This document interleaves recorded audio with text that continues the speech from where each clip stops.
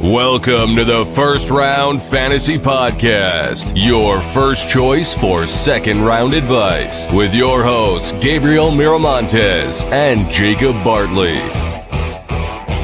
Pearl on 3rd and 7. Jefferson hauls it in. Would be Max Crosby. Touchdown, San Francisco. Welcome on into the First Round Fantasy Podcast. Your home for second round advice. Jacob Bartley, Gabriel Miramontes. Did you just do a dramatic seat change in like the 20 seconds that I didn't see you? I adjusted a little bit. I did adjust. Because now you look like, I don't know, what's the Austin Powers character? You look like Mr. McEvil, whatever his name Dr. is. Evil. I thought I looked more like the Godfather, but I'll take that. Oh, yeah, I guess I could have thought about that, but yeah. I don't know. Whatever. Welcome on into the First Round Fantasy Podcast. Thank you so much for coming. If you find anything helpful here today, or if you just want to laugh at us, let us know down in the comments, and also be sure to like and subscribe the video. It helps us out so much. You wouldn't believe it otherwise. We are talking about rookie wide receivers that make an impact today. It is July 6th, 2023. We're not going to waste any time. We're going to get right into it. Jacob, I guess I'll go first. It's been a long off season. I mean, how are you doing? We had some dynasty drafts since then, Oh, that's fair. And, I just realized you sent me a private message, and I don't know how to do that. Jacob is lacking full control today. I have no producer eligibilities right now. And Gabe is very new. It's somewhere in there in the settings. Like, it's just a little button that slides over. That's all. Okay, hold on. Wait a second. I think I found it. Okay.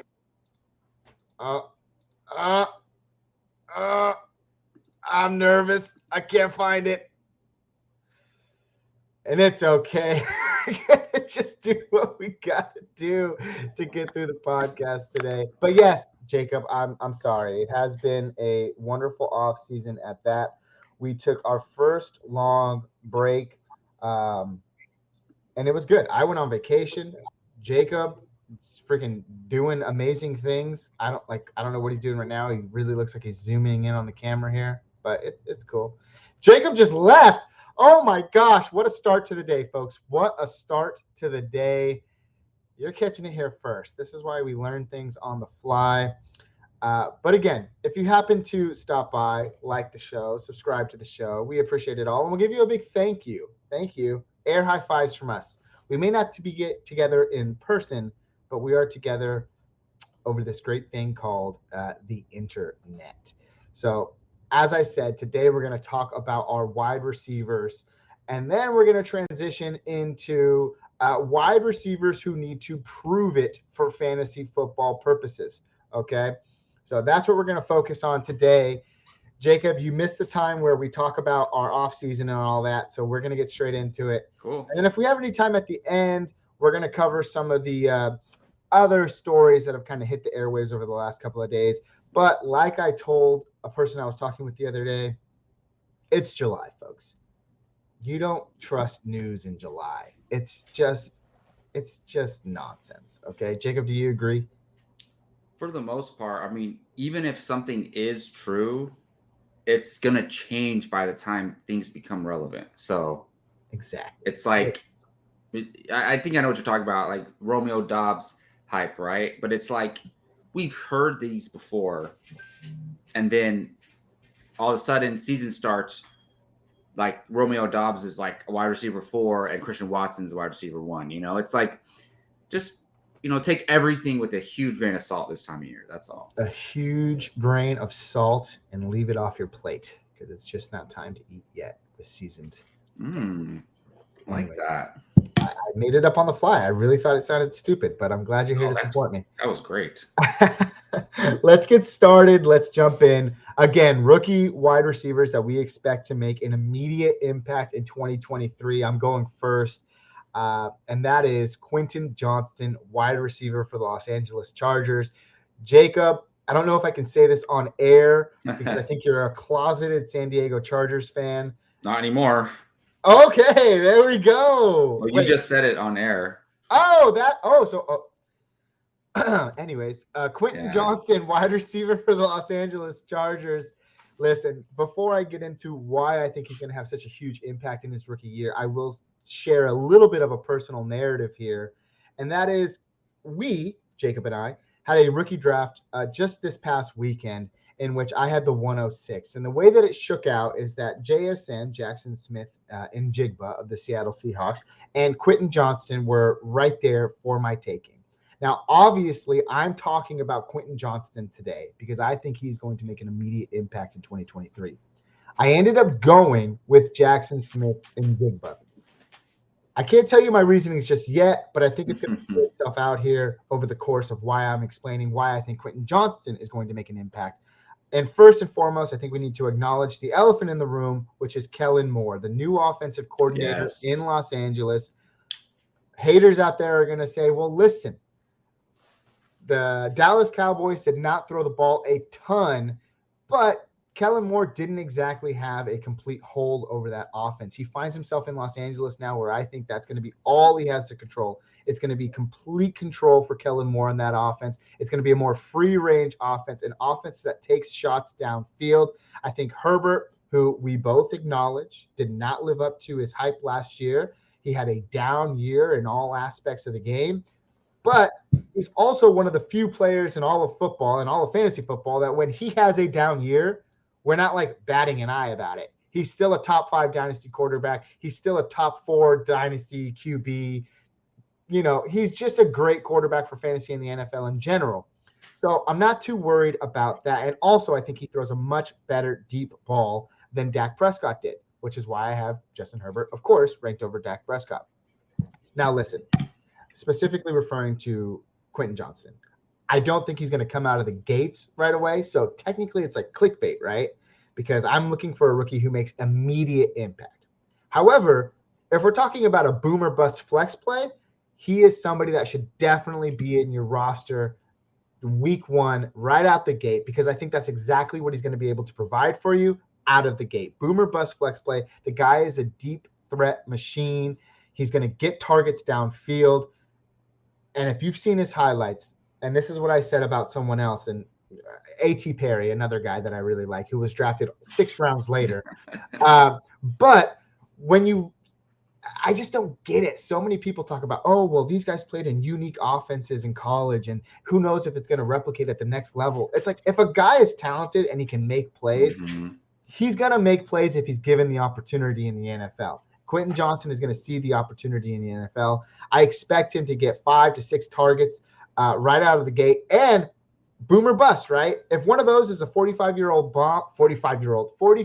bomb and a touchdown, that's immediate value for your fantasy team. And we also have to acknowledge that he plays with Mike Williams and Keenan Allen, 2 guys that are yeah. What did I say wrong? No, you're right. I'm just saying, like, we know how it goes with those guys. Like, we just know how it goes. At one point last year, Joshua Palmer was their wide receiver 1 for a couple weeks. Like, the only available target on a team of guys that were once great. Mike Williams never really happen again. You know what? We don't condone talking about injuries here on the podcast. Of course not. But we also don't shy away from the fact that they do happen. And unfortunately, some of these guys, especially Keenan Allen, as he gets up there in age 31, which, hey, we're a bunch of 30-year-old guys talking about a 31-year-old wide receiver. Yeah, but we're not professional athletes. But we're not professional athletes, okay? So that's why we can say it. But regardless, with those 2 guys often injured, we could see Quentin Johnston jump into a role immediately where he is getting 8 to 10 targets a game.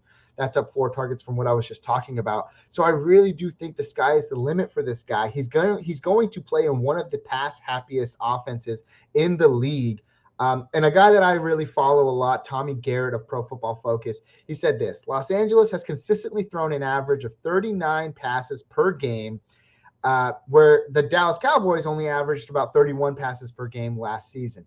He still thinks Los Angeles is going to remain, if not one of the most pass-happiest offenses in the league, which means Johnston should be playing on a team where he is the wide receiver 3 at least a majority of the time, and he should be seeing quite a few targets in that position. And we're talking about it here, whereas Mike Williams and Keenan Allen missed time, there's the potential for a lot more volume there for Quentin Johnson. So for those reasons, and Jacob will also hear from you, is why I believe Quentin Johnson is going to make an impact in his first year with the Los Angeles Chargers. And to back it all the way up, the reason why I took JSN in that rookie draft is because I do believe he's the better talent overall. But we've seen it time and time again in fantasy football where opportunity matters more than talent. And I think Quentin Johnson is going to have an opportunity to see more volume early on. JSN is a great player, which is why I took him. But Tyler Lockett and DK Metcalf are still there. I think Seattle's going to run the ball an absolute ton, especially after drafting Zach Charbonnet. So he's more of a piece that I think will progress later on into his career, whereas I think Quentin Johnson is a guy who's going to make impact on your team right away. And if you've all seen my dynasty team, it doesn't look like it's going to do anything right away. So another reason why I took JSN. Jacob, what are your thoughts? Yeah, I mean, I think the way you're comparing him to JSN is perfect because they both have two veteran wide receivers in front of them. But the difference is the Seattle wide receivers never injured, always play, very consistent. They're not going anywhere.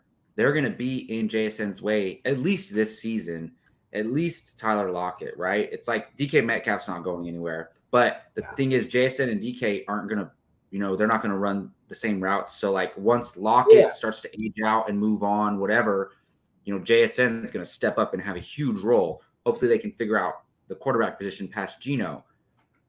And, hey, Pete Carroll did it already, so I'm sure he could do it again. But with Quentin Johnston, it's like, yes, I'm a secret Chargers fan, but even just removing that bias, first, let me just say, you know how many dynasty leagues I'm in, right? I do not have Quentin Johnston. Too many, Jacob, too many. I don't have Quentin Johnston in any league.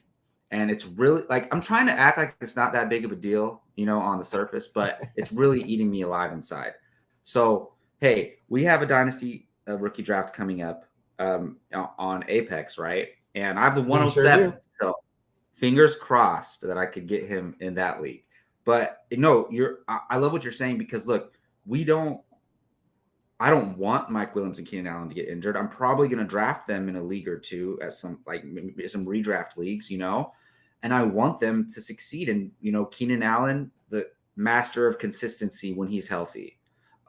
Mike Williams, really high boom level, high bust level, but it's like they both have been relevant, very relevant at times, but they both have been injury prone in different ways. Like Keenan Allen gets hurt and he's out for a while. Mike Williams, any given game, he could leave. He's like, remember Julio Jones back in the day when it's like you'd be watching a Falcons game. And it's like, where's Julio?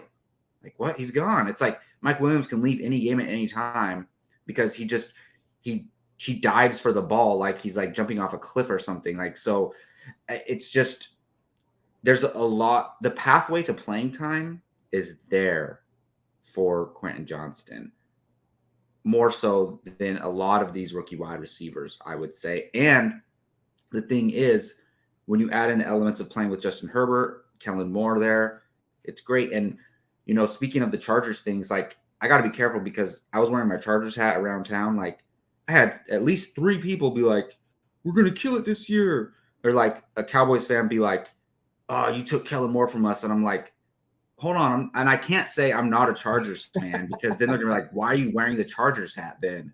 So I just got to play along with it like I am one. So it's been an interesting experiment. But no, I love the pick. When we made the plan for the show, you chose him. I probably would have chosen him if you didn't choose him. Great.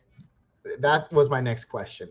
To end the Quentin Johnson portion of this show before we take off to our next player, let's rank the 3 highly, touted rookie wide receivers in this class, and JSN, Quentin Johnston, and Jordan Addison. For fantasy purposes this year, how would you rank them in their performance of how you think they will finish? 1 being, of course, the best fantasy performance, and 3rd being the worst fantasy performance this year. If I had to put a finger on it, I think I'm going Quentin Johnson 1, Jordan Addison 2, JSN 3. I think, like you said, and like you had mentioned in your previous statement, Quentin Johnston is primed for a role where he can have an immediate impact. That's why we're talking about him right now. Jordan Addison is another player who could easily take over the wide receiver 2 position on his team, and he plays in a pretty good offense in a division that's rebuilding, and they're going to see all those teams multiple times. So I think there's a real shot that both of them can have a major fantasy impact, whereas JSN, he's probably going to be in the slot to start. A team's going to run the ball 25 times a game. DK Metcalf and Lockett, like you said, they run different routes, but they're going to be on the outside. I don't see it there right away happening for JSN, whereas I think Quentin Johnston and Jordan Addison have a little bit more impact. So how would you rank them? All right. So, a little bit of bias here because Jordan Addison did fall to me at the 110 in our recent. Well, we made a trade. Yeah, but I mean, okay, fair. I got him at the 110, but which was a great, because a couple of people reached for like 2 or 3 players in that draft, and I was like, oh my gosh, I have to trade for this 110 spot. But yeah, so it's really tough. I almost agree with your order. And we're just talking about this season, right? If we're talking rookies who make an immediate impact, Jake. Immediate impact. But I think I'm gonna go Addison, Quentin Johnston, JSN, because it's not just because I roster him. Trust me, I want Quentin Johnston to succeed. We're just assuming that Keenan Allen and Mike Williams are going to get injured. Jordan Addison is automatically the number 2, right next to Justin Jefferson. Justin Jefferson is going to get the premium coverage. Addison's going to be left open, and Kirk Cousins can sling it. So I think Addison is set up to, like, week 1 possibly have an impact. Quentin Johnston could take him a few weeks, if at all. Fair enough. So Addison, Johnston, and Smith and Jigba. There you go. Wasn't the answer I was looking for, but that's where we have to disagree sometimes, Jacob. We can't just always agree on everything, okay? But I think there's one other guy that has something to say about that. Oh, I like your little segue there. Well, that was it for Quentin Johnston, wide receiver of the Los Angeles Chargers, which is why we're transitioning over now to Jacob's pick, a rookie wide receiver who he thinks is going to make an immediate impact in fantasy football this year. Jacob, who is your pick? So speaking of like regretting, not getting a player, I really wanted this player in that draft, and I almost wanted him more than Jordan Addison, honestly, because I've been really hyped on this guy, and that is Jonathan Mingo of the Carolina Panthers. So congratulations, Gabe. After I talk for the next 10 minutes, you're going to be in love with this player, and you're not going to want to trade him. So I'm kind of screwing myself over because I want to trade for him. But let's get into it. So Jonathan Mingo, drafted by the Carolina Panthers. So first of all, we watched the draft, right? And what I pay attention to is the way the interest that these teams show in the players when they draft him. For example, Jahmyr Gibbs, right? The Lions staff lost their mind. Dan Campbell, you keep bringing that up, and they did go crazy. WWE'd a table, like they went insane, right? It was like it was crazy. A little different. So Jonathan Mingo, he has the draft capital. He was drafted in high second, 39th overall, early second round, right? So at the draft, owner calls him and he says, "Do you know who Steve Smith is?" And he's like, "Yeah." He's like, we asked him, who should we take? And he said, Jonathan Mingo. So it's like, I think these narratives, some fantasy analysts, they say narratives don't matter. I disagree. I think at certain times they do. And like Steve Smith recommended this guy. He's probably working with him. And that means the owners were hyped about taking him. So I just think when the ownership and the coaches are behind a player like this, and they draft that he has this like early second round, that's pretty high draft capital. So I think the team believes in him, and they're going to give him every opportunity to succeed. He also, the reason why he, leading up to the draft, he wasn't on a lot of people's radar, right? But then the combine comes, and he has an amazing combine. I'm not going to sit here and name the stats and everything. I'm not going to sit here and pretend that I understand all of those all the stats when it comes to the combine. But all I know is that after the combine, his draft value kind of shot up, right? Also, here's one of the things that excites me the most. He has size and speed. He's 6'2", 220. That's pretty good size. He's not a monster. He's no Calvin Johnson, but who is? But that's pretty good size. And if you check his combine score, he had a 4.4640. So like he has speed for his size. Like it's pretty good. So let's look at his college career. It's not the best, but he did show promise. So his first 2 seasons, like he didn't really, kind of like didn't get on the field that much, whatever. Okay. His junior year, his first 3 games, 15 catches, 290 yards, 3 touchdowns. That's pretty good in your first 3 games. Then he gets injured. It doesn't come back to the end of the year, so kind of a waste of a year. Then his senior year, 51 for 861 and 5, right? Pretty solid, but like nothing mind-blowing. But I think he can produce for sure. Here's one of my main factors here. Who's he competing with? Okay, they have Adam Thielen, who's getting older, but maybe solid, right? Maybe solid. Plays the slot just as Jonathan Mingo does. They have Terrace Marshall Jr., who I thought was going to be good, but has not shown any promise whatsoever at the NFL level. And they have DJ Chark, which I actually like DJ Chark, but he's not like scaring anybody, right? I even offered you DJ Chark for a 4th round pick, and you said no, thank you. So sorry. If I had to put $100 on which Carolina Panthers wide receiver is going to have the best season, I'm not even second guessing it. I'm putting that on Jonathan Mingo. I think he's the most talented out of this group. I think obviously he's the freshest. He's gonna, I think he's gonna take that job and produce the most when it compared to his teammates at the same position. Also, like he plays the slot, right? He played the slot at Ole Miss a lot, and Adam Thielen plays the slot a lot. So it's like I think he's going to get a lot of playing time when Adam Thielen's like out of gas. So, and who knows, maybe also having a guy like Adam Thielen there, a veteran presence, can help him, adjust to the NFL level as well. Like Adam Thielen's a pretty like humble guy. I don't think he's going to be like, no, I'm not training that rookie, So I think he could probably help him out a little bit with the route running and all that stuff. Look what he did with Justin Jefferson. But yeah, go ahead. Yeah, exactly. And another major factor for me, and I think this is important, rookies coming in together. Who's the number 1 overall pick this year? Bryce Young. They were drafted together. They're going to go through the ringer together. They're going to, they kind of become, we've seen it with Pickett and Pickens, right? They become boys because they're rookies. They go through all the rookie trials and all that stuff together. And so once you go through that with somebody and you guys become close, when you're on the field, you're looking for your guy.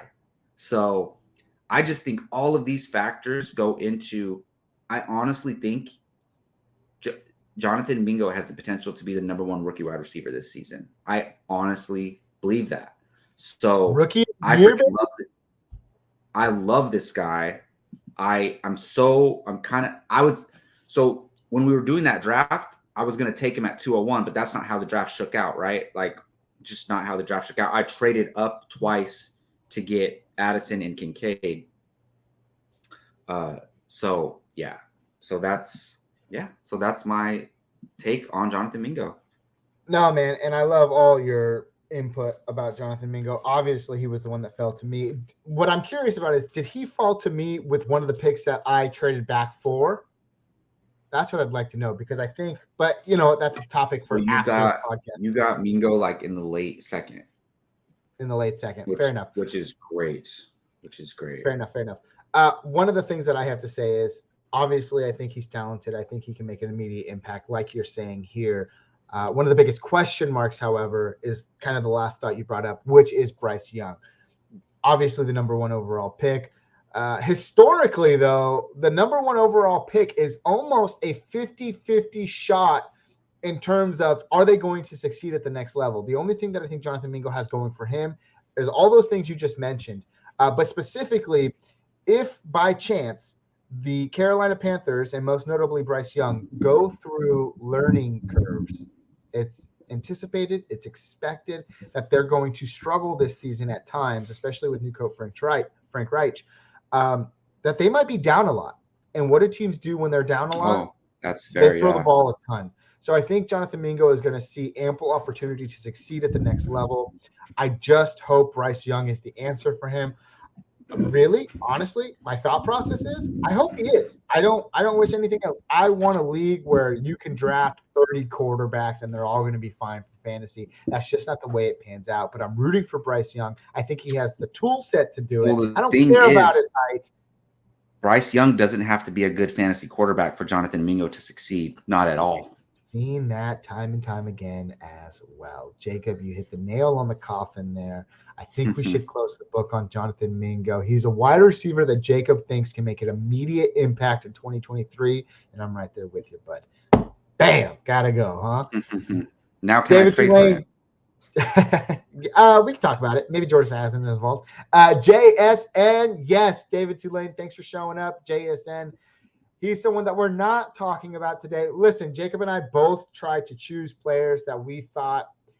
I mean, obviously, did we go with Bijan, Jacob? Did we go with Bijan? No, because everybody's going to go with Bijan, okay? And, I can't go Anthony Richardson. No, you might be able to. You know, Jacob, although you love Anthony Richardson, and you assume that I love Anthony Richardson because we are tied to him by blood now, there are a lot of people out there that don't think he's going to be great. So, yes, that would not be a disappointing pick if you thought he was going to make an immediate impact. For me, the thing is, I think he's going to be the starter day one, and he's going to get the volume. So all he has to do is perform. So it's pretty set up for a lot of success. Like the rushing floor is too good, I think. Oh my gosh. Yeah, there's a lot of things we could talk about Anthony Richardson. We have a draft coming up in just a couple of days, and it's him and Gibbs. Basically, man. This is a wide receiver episode, right? So we got some. Yeah, fair. I'm just saying, in that draft we have coming up, him and Gibbs, it's like him and Gibbs. I don't know what to do. I'm still getting really nervous about it. You have Gibbs in the league already, so. You know what? And that's my mantra. All right, let's move on. This topic is a little bit different. Jacob and I have each done our research about another wide receiver. And these wide receivers, although have showed promise at times, they may have fallen to the wayside. But yet the draft capital and other things about them, maybe their namesake, might suggest that they are still relevant to your fantasy team. And we're here to tell you today that these players need to prove that they can stay in your fantasy lineups, or even for that matter, on your roster in 2023. My player that I'm talking about today is Juju Smith-Schuster. Oh, how the mighty have fallen. Wide receiver for the New England Patriots. It's not every day you go from the best quarterback of our generation to a fringe QB3 for fantasy who may not even play past 2023 in Mac Jones, although I am hoping for upside in Mac Jones in his third professional year. But before we change this into an entire wide receiver episode, he was my candidate for this. Players who need to prove they can be in your fantasy lineup or on your fantasy roster. It was going to be Mac Jones. So a sneak preview if you ever do a QB one. But with that being said, Juju Smith-Schuster is 2 years removed from his last top 20 finish. And you might be asking yourselves, well, wait a second, Gabriel. Juju Smith-Schuster finished as the wide receiver 27 last year. That's at least a solid wide receiver 3 at best. Sure, you're absolutely right. But the chances are in the 3 games that Juju Smith-Schuster really balled out last year, he was probably on your bench because he just wasn't producing when he was in your lineup. So it was kind of one of those hit or misses. Maybe it was a bye week and you had to put him in your lineup, but chances are he was sitting there just wasting those points away, and it didn't feel good for you, and it didn't feel good for your fantasy lineup. Now, I do think he is great. Yes, I say this. Juju has been, I've planted my flag on Juju Smith-Schuster, has been one of my favorite players since he's come into the league. but I do think this is a prove-it year for him. He signs a 3-year deal with the New England Patriots, who a lot of question marks are still surrounding. They just gave Devontae Parker 3 years, $33 million. They might still be in the DeAndre Hopkins sweepstakes. We don't know. Is Quentin Thornton going to break out in year 2? There's a lot of question marks. Are they going to run the ball less? Are they going to throw the ball more? We don't know what the New England Patriots offense is going to look like, but we do know one thing. It can't be as bad as it was last year. With that being said, I think Juju Smith-Schuster has a lot to prove going into 2023. He's not going to be in my lineup come week 1.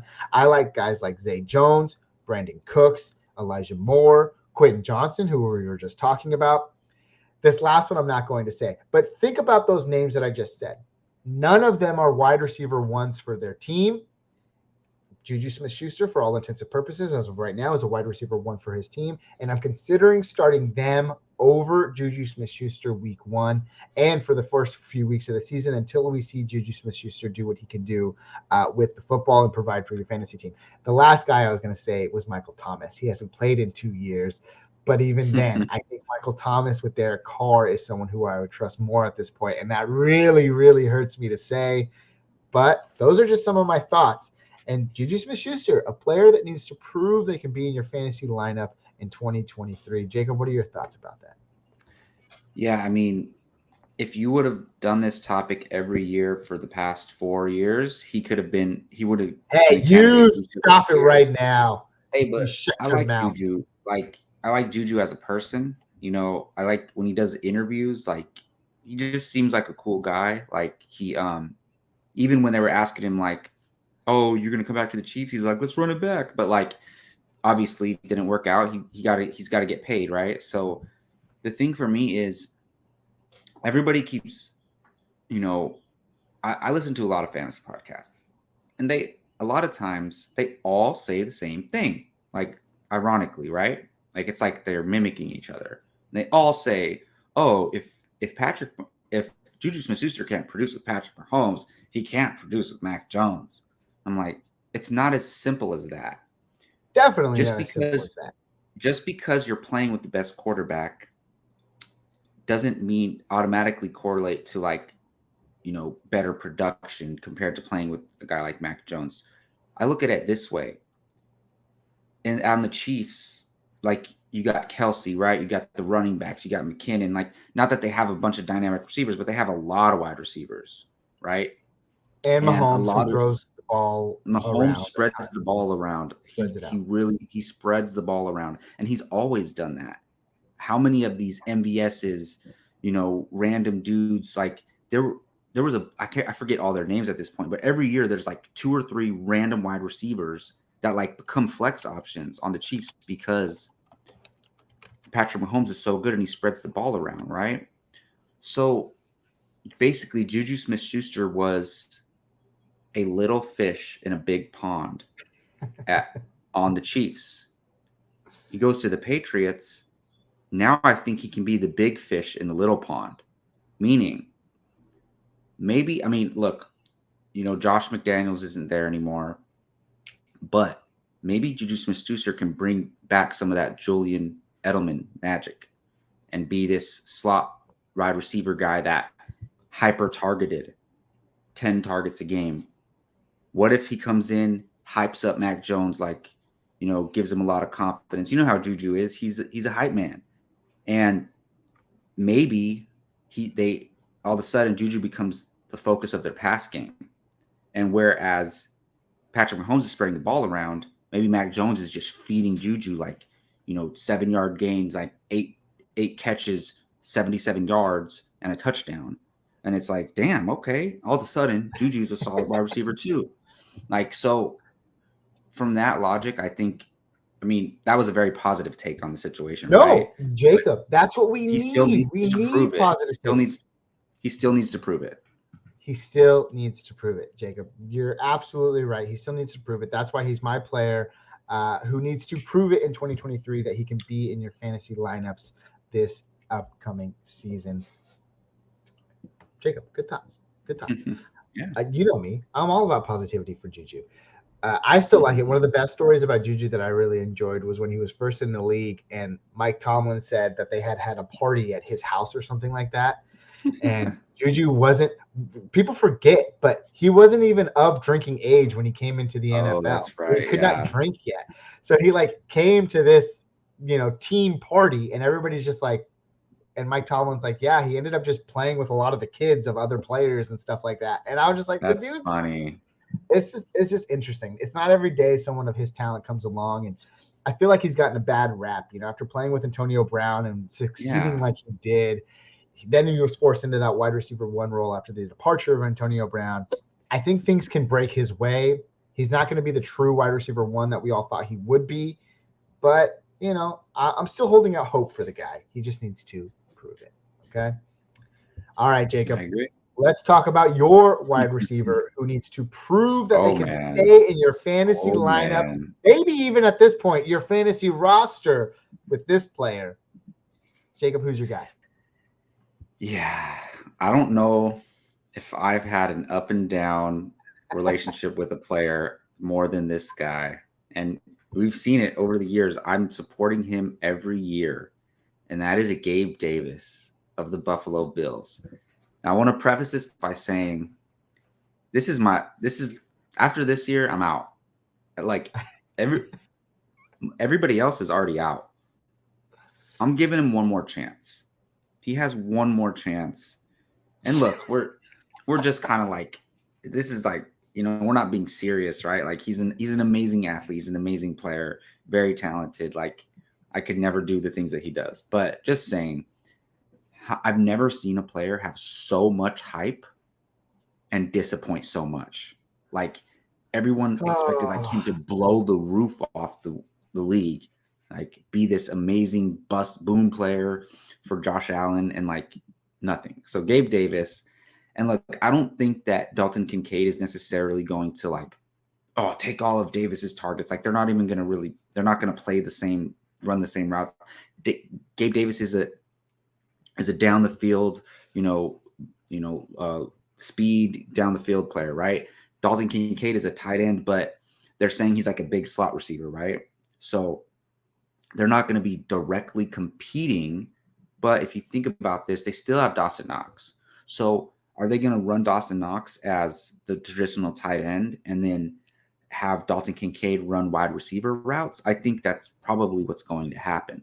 So in that sense, ultimately, he could take away targets from Gabe Davis. Gabe Davis has not proven consistency. I don't think he's ever had more than 2 good games in a row. Not that I can't remember a time where he did. And if he did, maybe the third game was 12 fantasy points or something. But I just think that, this guy has to prove it.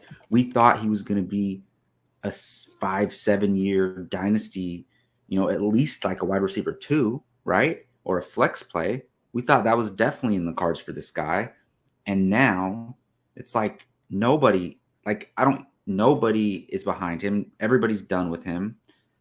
I'm almost there, but I'm losing hope. I'm giving him one more chance. There's a few players that I have that are like this, running backs especially. But I'm giving Gabe Davis one more chance. He really needs to prove it. And like you said, he's not going to be in my starting lineup anytime soon. One of my dynasty leagues, I have Lamb, Waddle, Mike Evans, George Pickens, Treylon Burks. I'm starting all of those guys over Gabe Davis for now. And I mean, him and Burks are I would borderline. But yeah, no, I agree. So and then even in my notes, I put, I'm giving him one more chance to be rosterable this season. So that's where I'm at with Gabe Davis. Look, man, you brought up the point about Dalton Kincaid. And yes, this is said to be noted as one of the best tight end classes in the last couple of years in terms of what they can do for a fantasy perspective.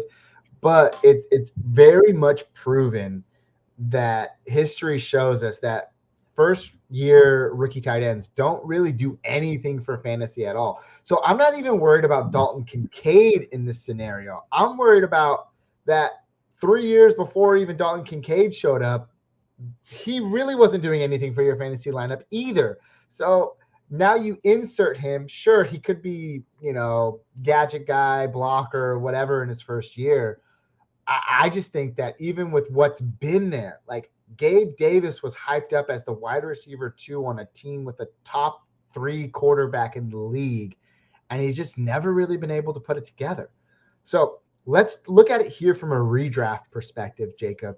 You're later in your draft, maybe the draft is over and you're looking at your lineup and you're like, wow, I have to drop some of these guys. Okay. Who are you dropping? Gabe Davis or Juju Smith-Schuster? Like if I had to make the decision right now? If you had to make the decision right now. Redraft leagues. Oh. Someone drops Juju and you're like, are you that crazy? You're like, oh my God, like I got to go after Juju. Like, what are you doing? You leaving Juju on the waiver wire? Or are you sticking really with Gabe tough Davis? Because they can be complete opposite type of players. Like or Juju could be a PPR machine, and Gabe Davis could be a total boomer bust. But I think I'm still sticking with Gabe Davis because he plays with Josh Allen. Fair enough. That's it. That's the deciding factor. All right. I'm not going to bore you with some other ones, but I was just kind of looking at our rankings here, and I'm like, okay, Gabe Davis. Then there's Juju, Jonathan Mingo, who we talked about today. But yes, it's safe to say Gabe Davis hasn't really done anything for your fantasy team the last 3 years. This year, according to Jacob, he needs to prove it, which is why he is on our list today of wide receivers that need to prove they should be on your fantasy team, or for this matter, your fantasy rosters going into 2023. Yeah, I like your input, Jacob. This really did turn into a wide receiver heavy episode, so I'm definitely going to change it. And we didn't plan it that way. It just happened.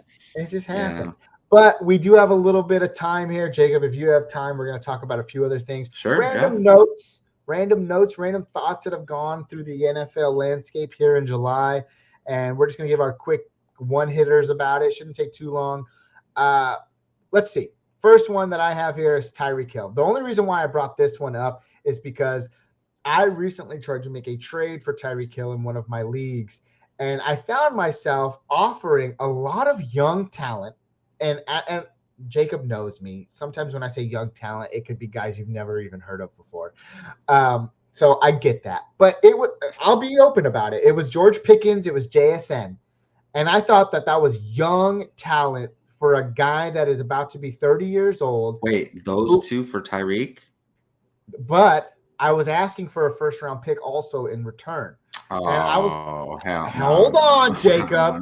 I was offering a second and a third as well. Doesn't matter, okay?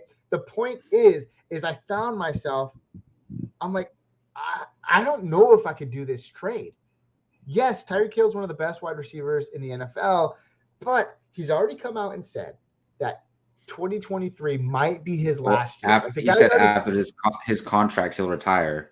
Yeah, so he's already contemplating retirement. So how long is that even on your fantasy roster? And then this little blip on the radar comes up, and yes, we don't talk about court and all of that, but it just factored into it that he's now currently under a police investigation for assault and battery charges. But it's just like, dude, like, oh my goodness. Like, do I really want – if I make that trade, I have Tyreek Hill. I wanted the first round pick more so as security, because what if Tyreek Hill is suspended for 6 games? Yeah. What if he retires after this season and he's a wide receiver 25 because he missed the first 6 games of the season? So I just kind of wanted your tidbit about it. Tyreek Hill, all that's going on with him right now. What do you think about him from a fantasy perspective? Give me your short take, dynasty perspective and your redraft perspective. Kind of just where are you at? And again, take note, everybody, it is July. Yeah, I mean, the thing is, the assault and battery thing, that's tricky. And honestly, I usually avoid situations like that unless I'm getting the player extremely discounted. And I don't think he's going to be extremely discounted in redraft leagues or anything like that. That's a really good point. Dynasty, I mean, whether this is fair or not, when I'm doing a startup, I'm not drafting 30-year-old wide receivers. again, unless they fall extreme value. So like that trade, when you first mentioned that trade, I'm like, oh, if I'm that Tyreek Hill owner, I'm doing that trade in a heartbeat. I didn't know the first round pick was involved, but like 2 young studs for him, I was like, absolutely. But I'll give you some perspective on my position in Tyreek Hill. I have him in one league. It's a 2-keeper league where which I'm very excited about, and it actually makes me want to stay in the league now, is that we implemented the draft value of the picks, right? So for example, if all right, I'm going to keep Tyreek Hill. I forgot we did that. I'm keeping Tyreek Hill and Garrett Wilson, right? But I'm going to keep Garrett Wilson as my 2nd round pick. So next year, now Garrett Wilson is always a 2nd round pick for me. And then I'll be able to now I can keep another player that I drafted later and always have my 1st round pick in the draft. So, and I kind of, that's how keeper leagues are supposed to be. We just hadn't been playing them like that up until this point, but at least with our friend groups and stuff like that. So I have a look at this. So in that league, I have Ramondre Stevenson, Tony Pollard, and Breece Hall, right?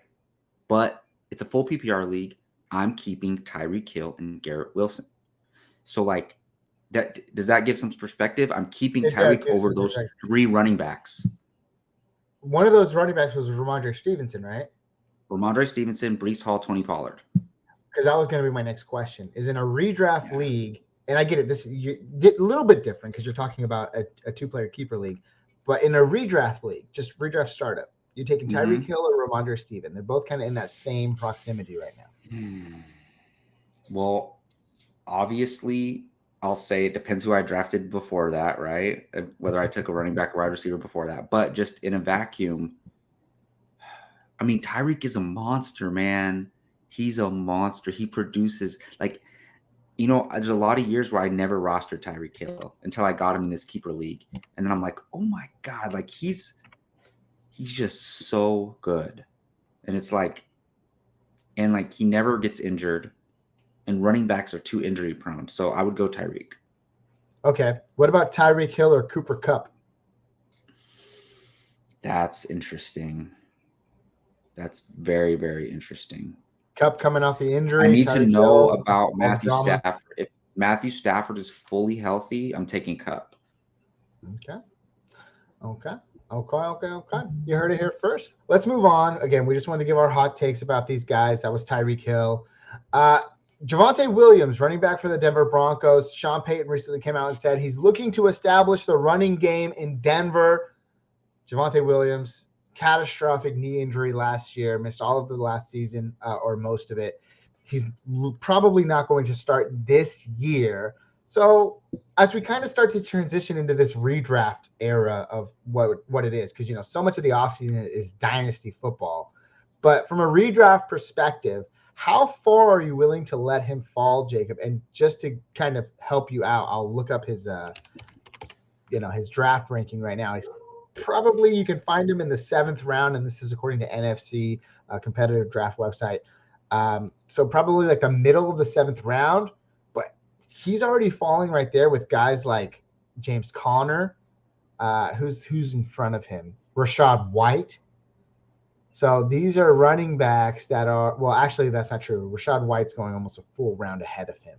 But what are your thoughts? Samaje Perine, obviously a guy that should be rostered for fantasy, at least for immediate, impact. I have him on a team. I don't have Javonte Williams. It's I need Samaje. I know he's going to play out the gate. Oh, did you trade Javonte in the Dynasty League? Yeah, I did trade him. Yeah. Oh, okay. I traded him for quite the haul, actually. Well, no, he was a part of a huge haul. That's actually, you think I take advantage of people. I was taking advantage of on that trade. Okay? No, I mean, I used Javonte to move up. Remember, I kept moving up in that draft, and you know who I didn't get, so it's all good. No, all right. So Javonte, I'll tell you what. Before he got injured last year, I freaking love this player so much. I was so everyone. I thought it's just so sad. I had a golden ticket RB1 for the next 5 years. I thought I had Stevenson, and I love Swift and Dillon, and then I had Javonte, and I was like, my running backs are set. And then Javonte gets injured, and it's just like, oh my God. So the thing is, we're talking redraft, right? When you're looking at those ADPs. Mm-hmm. So I'm staying away. Why would I draft a guy who's so unknown when there's players that I know for sure are healthy going into the season? I'm for sure taking Rachaad White. You said he's going a round ahead. Yeah. But I might even like take Samaje James Perine Conner. over him. Well, Honestly. Samaje Perine, obviously you can wait. He's going way No, farther I know, back. but like James Conner is a guy. I would rather wait and get Samaje. Okay, fair enough. Easily. Good thoughts. Good thoughts. Those are our thoughts about Javonte Williams, running back for the Denver Broncos. Let's keep it moving here. Kenneth Walker, a guy that I'm actually torn about. I have him in that 2-player keeper league that we were just talking about. Mm-hmm. But Pete Carroll recently came out and said that expect him to see 17 touches per game. Right now, he's currently going. He has slid. He knows exactly how many touches. Well, I know, right? Like, again, take all this with a grain of salt. It's July, folks. Yeah. But, you know, he's like right there at the beginning of the 4th round. And just think, if they didn't draft Zach Charbonnet, this guy's a first-round pick. He's a first-round pick. I mean, he might be the RB Dynasty 1. But you go out and you spend a second-round pick on another running back, people get a little hot and heavy, and they tend to move in the other direction and fade a guy like Kenneth Walker. So with that being said, going in the 4th round right now, I'm looking for other running backs in that area. Jahmyr Gibbs, rookie for the Detroit Lions, going about 3 picks ahead of him. And then right behind him, we have a guy like Aaron Jones, who's going about 3 picks behind him. Are you afraid of Kenneth Walker going into 2023? If so, and before you answer that, Jacob, and people are listening, we talk about this stuff because, you know, I just said it. Jahmyr Gibbs, 3 picks ahead of him. Aaron Jones, 3 picks behind him. When you draft certain players, especially position players, it changes how the rest of your draft goes, right? Maybe you're loading up on running backs. That's fine, sure. But sometimes you might pivot. Oh, I just got my second running back. Let's go. Time to target a wide receiver of value. Maybe one of those top 5 QBs is still there in the 4th round. Maybe one of the best tight ends is still there, which that's a different strategy, and I won't talk about that because I hate drafting tight ends in the middle rounds. But anyways, what are your thoughts on Kenneth Walker going into 2023? Man, this is crazy because, like, all right, I have Kenneth Walker in one of those Apex Dynasty leagues, right?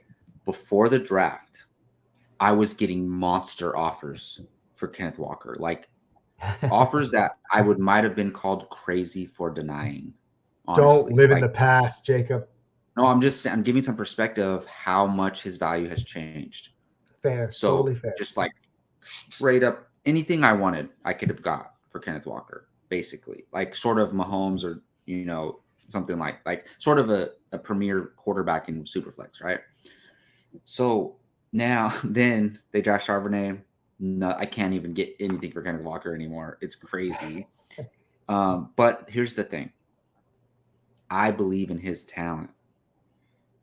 I really believe in his talent. I think he's going to be all right. He's just not going to be that locked-in top 5 RB1 that we all were hoping for. The thing that worries me the most is that we see a player like, you know, like Jonathan Taylor, right? Who's not known for his pass catching abilities, but because he gets the time to work on it and like develop and get better in the game. And he's the only guy there. He's the only guy there. So they got Nyheim Hines out of there. Like, he was able to develop his pass game and become a better pass catcher.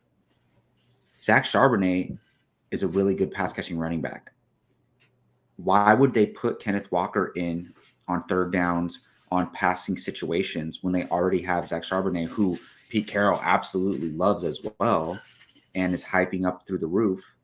Mm-hmm. It's like this is going to stunt Kenneth Walker's growth as a receiving back and as a back overall. So you went from like a guy who could possibly be like, you know, an RB1 for the next 4 years, like meaning, you know, possibly be the RB1 for the next 4 years, to like now it's like, damn, we're lucky if he's a low end RB1. Yeah. If, you know, because he's going to have Charbonnet. And it's really interesting because like fantasy people, they care about this so much. But like Pete Carroll's like, he doesn't care at all. Like he wants the best for his team to win. And it makes sense. We can't blame him for doing that. So nah, It's very interesting. It's very interesting. Realistic football comes first. We all know that. We can't be that mad about it. But one thing I will say is I still think that team is going to run the ball 25 to 30 times a game. And that's what gives me hope for a guy like Kenneth Walker. I mean, is he the guy that gets the goal line touches? Fair. Is he the guy that gets the middle of the field touches? Those the all thing play is, a factor. Charbonnet's pretty big too. So I know. Anyways, let us know your thoughts down in the comments, what you think about Kenneth Walker and the new addition, Zach Charbonnet, up there in Seattle.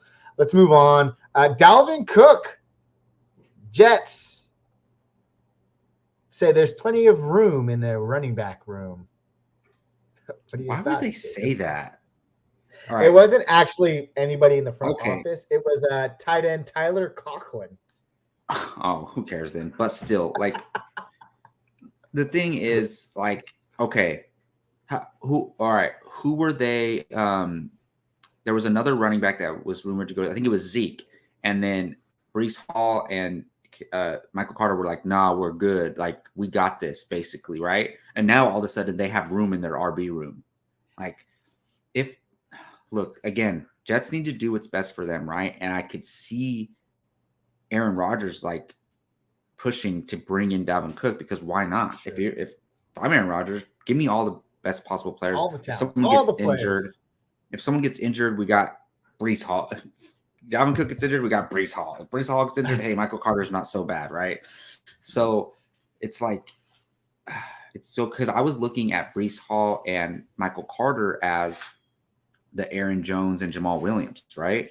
Or like where those both guys were both performing flexes, RB2s for Aaron Rodgers. Like, and I really liked Michael Carter. If they bring in Dalvin Cook, Michael Carter is just an afterthought. But the thing is, it would change Breece Hall again. It would do what more so actually than what Charbonnet is doing to Kenneth Walker, right? Like, everybody has Breece Hall as a top 5 dynasty running back. I mean, and he still could be dynasty wise, but people have Breece Hall as a top 10 redraft running back, right? Yeah. Right now? Yeah. If Dalvin Cook goes there, no way. No way. Yeah, but I hope it doesn't happen. Like, I really hope it doesn't happen.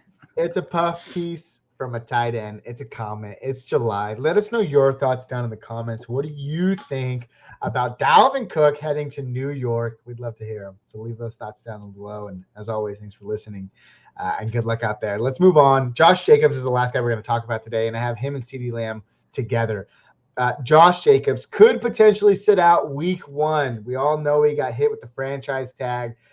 I don't know if it's just because I'm a Raiders fan or not, but the amount of like post and information and just like overall propaganda that I've seen that is like, pay Josh Jacobs, it's been overwhelming. Like, I can't remember the last time I've seen that much like pushed information about a specific player in like all my time watching football. So I don't know. I think it's just because I'm in a lot of Raiders. Yeah, feeds. I mean, you probably follow a lot of Raiders stuff. I guess, but oh my goodness, like I've seen an overwhelming a lot of. I guess you haven't seen that much of it then.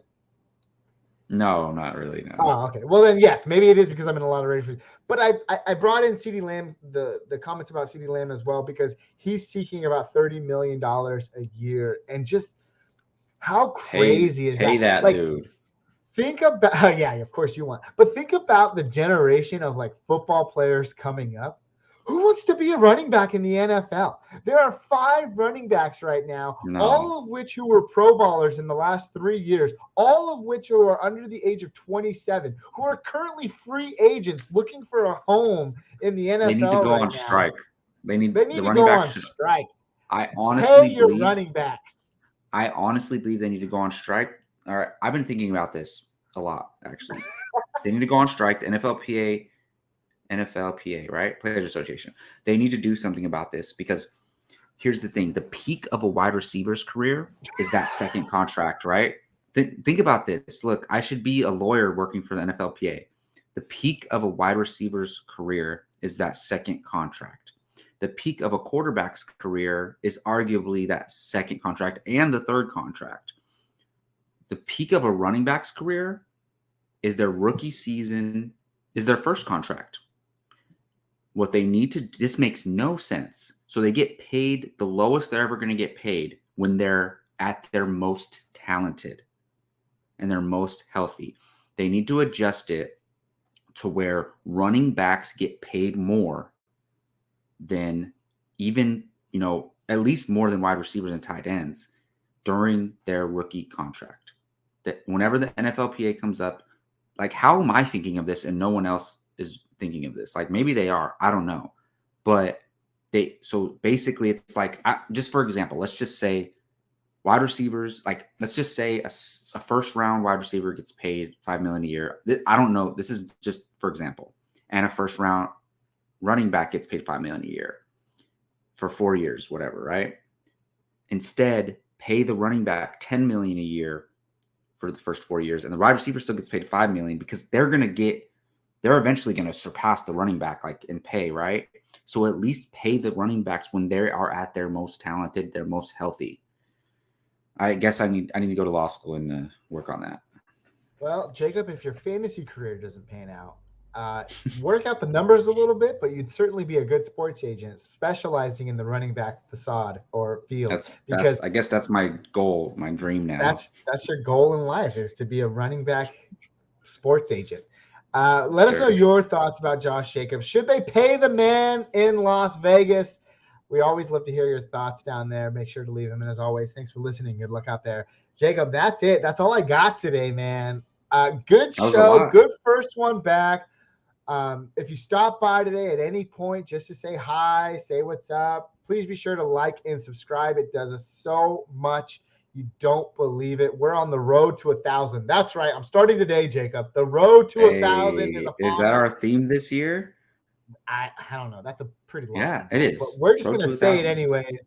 And if you do happen to do that, we'll give you a big thank you, because we may not be together here in person, but we are here over the great wide internet. So we'll give you a high five from us, air high five from us. You can find us anywhere you get your social media content, Twitter, Instagram, Facebook, but most notably here where you're listening to us right now on YouTube or Spotify or wherever else you get your podcast. It's been fun today, Jacob. It's been real. And as you know, we always like to leave on a hot take. And I think it's only right that we leave with the worst hot takes of them all, Jacob Bartley, because he just gives really crappy hot takes. So let's hear it. Why do you keep going back to me? I'm not allowed to give hot takes anymore. Nah, man. That's what makes it fun. So give us your hot take and we'll get out of here. Let's hear it.